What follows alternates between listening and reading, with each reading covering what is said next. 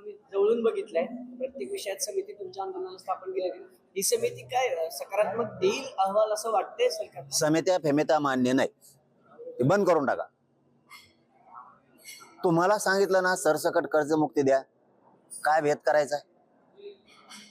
एखाद्या मोठे त्याच्यात 10-5 असतील, त्यांचं म्हणणं आहे तेवढं आहे मोठाले घराने, ते किती असते नसून 200 असतील घर महाराष्ट्रात लय झाले. 200 साठी का बाकीचं वाटोळ करतात?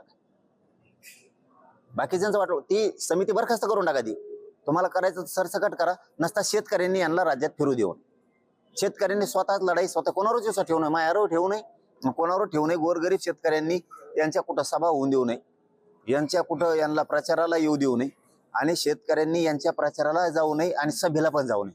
यांच्या मोकळ्या सभा पडाव. म्हणजे महाराष्ट्रातला सगळ्या जाती धर्म त्याच्यात आले. यांनी कोणीही त्यांच्या सभेला कार्यक्रमाला जाऊ नये, यांचे होऊ पण देऊ नये. सगळ्यात बेस्ट प्लॅन. आणि आपण आपली लढाई शेतातून केली तरी चालतं. शेतकऱ्यांनी कोणावरच विश्वास ठेवू नका. आणि ह्या समित्या फिमित्या ही लोकांना येड्यात काढण्याचं माध्यम आहे. शेतकरी मारून टाकण्याचं कोणचं हत्यार असेल तर ती समिती